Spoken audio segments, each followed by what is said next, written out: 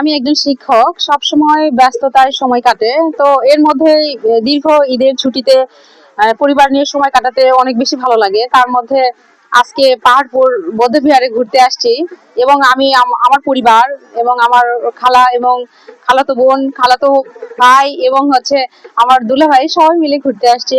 আলহামদুলিল্লাহ খুবই ভালো লাগতেছে।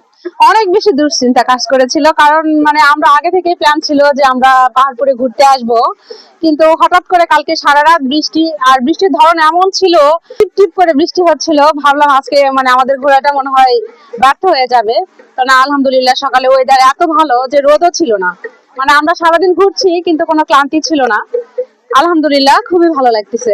পাহাড়পুরে ঘুরতে আসবো এরকম কোনো চিন্তা ছিল না, কোথাও ঘুরতে যাব এরকম প্ল্যান ছিল।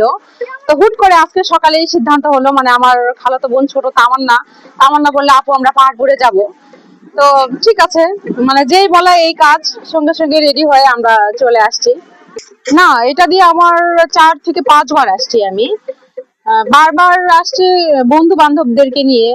এবার আসছি প্রথম আমি আমার মাকে নিয়ে, আমার খালাকে নিয়ে এবং আমার ফ্যামিলি মেম্বার্স সবাইকে নিয়ে। এবারের ভালো লাগাটা একদম অন্যরকম।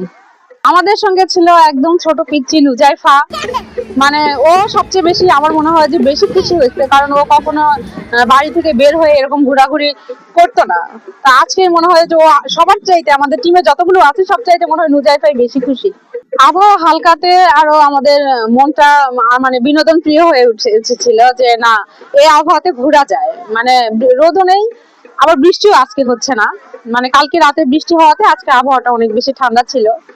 আলহামদুলিল্লাহ, ভ্রমণ উপযোগী একটা পরিবেশ ছিল আর কি। শিক্ষক হিসাবে এই ঐতিহাসিক স্থানটা অবশ্যই শিক্ষার্থীদের জন্য গুরুত্বপূর্ণ, কারণ আমাদের এই সম্পর বিহার বৌদ্ধ বিহারটা আমরা বইয়ের পাতায় পড়িয়েছি, শিক্ষার্থীরা বইয়ের পাতায় পড়িয়েছে, কিন্তু ওরা যখন এখানে এসে বাস্তবে এই নিদর্শনগুলো দেখবে, পোড়ামাটির ফলক, তারপরে দীর্ঘ প্রাচীর, প্রশস্ত রাস্তা এবং সর্বশেষ যে পাহাড়টা দেখা যাচ্ছে, এই পাহাড়টা যখন নিজের চোখে শিক্ষার্থীরা দেখবে, তখন তাদের বইয়ের পাতা খুলে পড়তে হবে না, তখন তারা সেই সময়ের ইতিহাস সম্পর্কে তারা জানতে পারবে। অবশ্যই আমরা যান্ত্রিক জীবন থেকে মুক্তি নিয়ে আমরা এরকম একটা নিদর্শন ঐতিহাসিক স্থানে ঘুরতে আসার জন্য অনুপ্রাণিত করব, কারণ শহরে আমরা সবসময় পার্কে বা বিভিন্ন কৃত্রিম জায়গাগুলোতে আমরা বাচ্চাদেরকে ঘুরতে নিয়ে যাই, শিক্ষার্থীদের ঘুরতে নিয়ে যাই, ইভেন আমরাও ঘুরি, কারণ হাতের কাছে পার্কগুলো থাকে। কিন্তু আমার মনে হয় যে এই স্থাপনাগুলা এত সুন্দর, একটা পরিবেশ এবং প্রাকৃতিক সৌন্দর্য সব মিলায়ে আমার মনে হয় যে সবাইকে এখানে ঘুরতে আসলে ভালো লাগবে।